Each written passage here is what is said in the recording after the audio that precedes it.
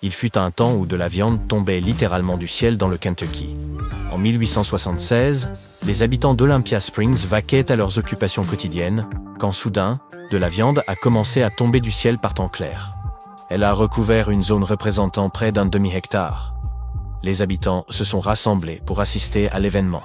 Certains, plus audacieux, ont osé goûter la viande pour deviner son origine. Avec le temps, la plupart des gens se sont désintéressés de la chose. Toutefois, un scientifique dévoué a proposé une explication intrigante. La viande proviendrait de vautours. Il s'avère qu'il aurait pu s'agir d'une grande quantité de vomi de rapaces, Burke. Quand ils sont en détresse, les vautours ont tendance à évacuer la nourriture de leurs estomacs. Cela les rend plus légers et leur permet de s'échapper rapidement.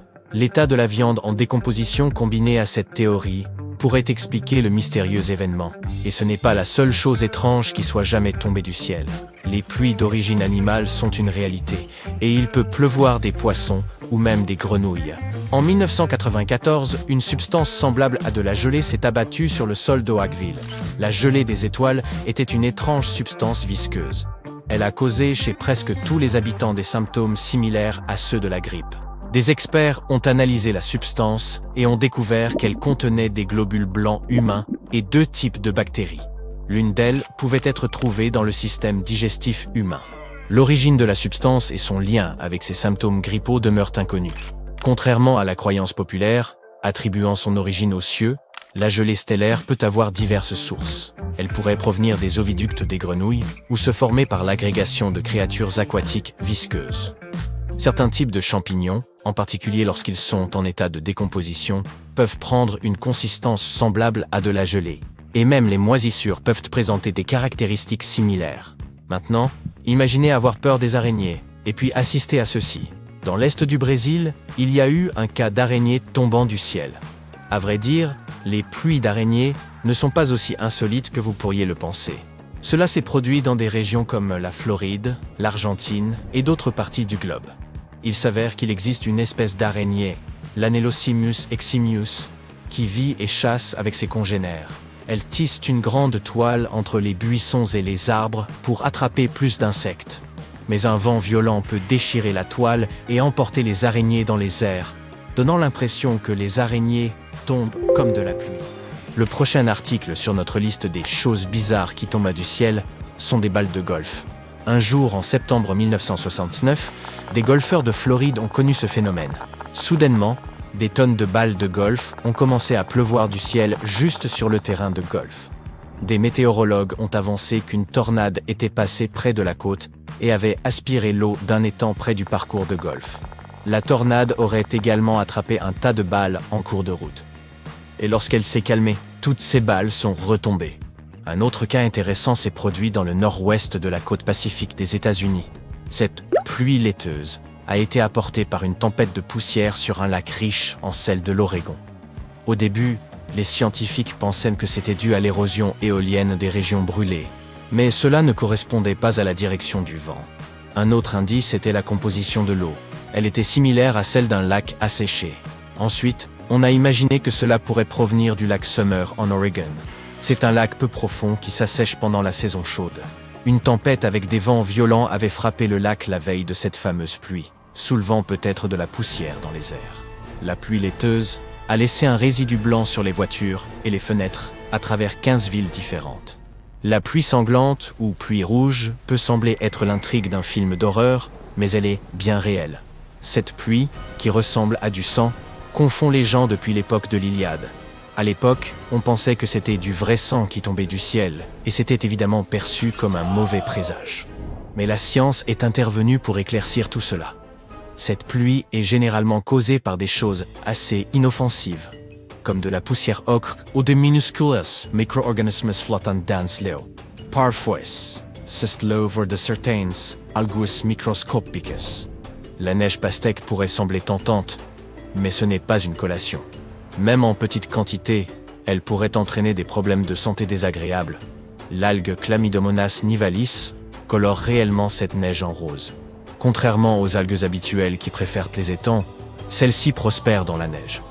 On la trouve principalement dans les zones de haute altitude pendant l'été. Cette algue rend la neige rose rougeâtre, et ces taches sont souvent prises pour des taches de sang. Cette couleur rouge aide en fait à protéger l'algue des rayons ultraviolets. Il y a environ 2 millions d'années, un réservoir d'eau hautement salin est apparu sous le glacier Taylor d'Antarctique, isolé de la lumière, de l'oxygène et de la chaleur. Alors que cette eau chargée de sel s'infiltre lentement à travers une crevasse du glacier, elle réagit avec l'oxygène présent dans l'air. Cela crée une cascade de couleur rouille à couper le souffle. Un phénomène baptisé Blood Falls s'est formé dans ces conditions. C'est à la fois un spectacle impressionnant et une merveille scientifique. On ne peut se rendre au glacier qu'en hélicoptère ou en bateau, car il est situé dans un lieu à l'accès restreint. Le nom, Blood Falls, les cascades de sang, décrit parfaitement la scène. La vue d'un liquide écarlate qui s'écoule lentement, tachant la surface immaculée du glacier Taylor et du lac Bonnet en dessous. Malgré les apparences, la substance n'est pas du vrai sang ou de l'eau, teintée par des algues rouges, comme le supposait un des premiers explorateurs de l'Antarctique.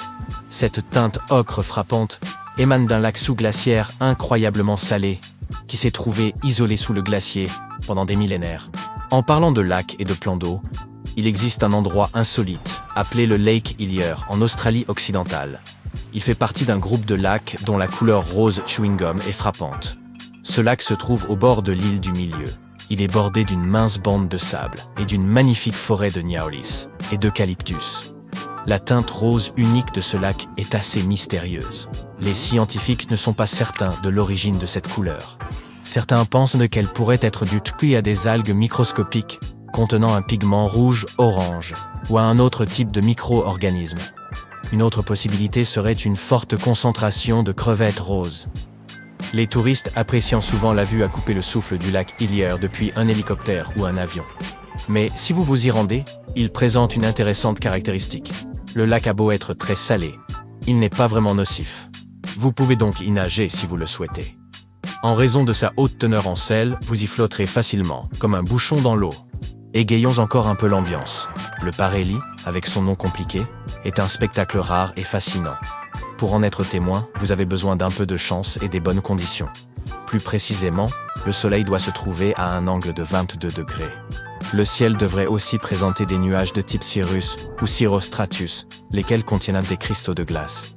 Lorsque tout s'aligne parfaitement, les nuages, le soleil et votre point de vue, vous aurez droit à un Parélie.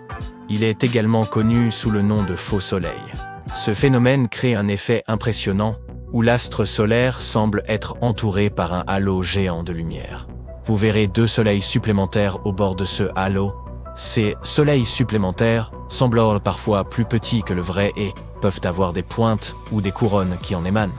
Enfin, voici un phénomène nouvellement découvert. Les lacs et rivières atmosphériques. Ils sont aussi intrigants que leur nom le suggère. Les rivières atmosphériques sont connues depuis un peu plus longtemps et sont tout à fait extraordinaires.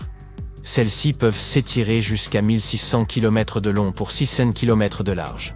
Ce sont essentiellement des courants de vapeur d'eau dans le ciel. Lorsqu'elles redescendent, elles peuvent libérer une énorme quantité d'eau, parfois équivalente à celle de 25 fois le Mississippi. Il existe également des lacs atmosphériques pour ceux qui trouvent les rivières atmosphériques un peu trop violentes à leur goût. Ce sont de grandes masses de vapeur d'eau, similaires à des lacs flottants parmi les nuages. Cependant, ils ne se déplacent pas aussi rapidement que leurs homologues fluviaux. On estime qu'un certain lac atmosphérique situé au-dessus de l'océan Indien contiendrait suffisamment d'eau pour former une flaque s'étendant sur 1000 km de large. Ces lacs se forment généralement dans des zones presque dépourvues de vent, le plus souvent près de l'équateur et des régions côtières. Ils peuvent perdre presque une semaine, dérivant tranquillement et apportant parfois la pluie à des régions arides et désertiques.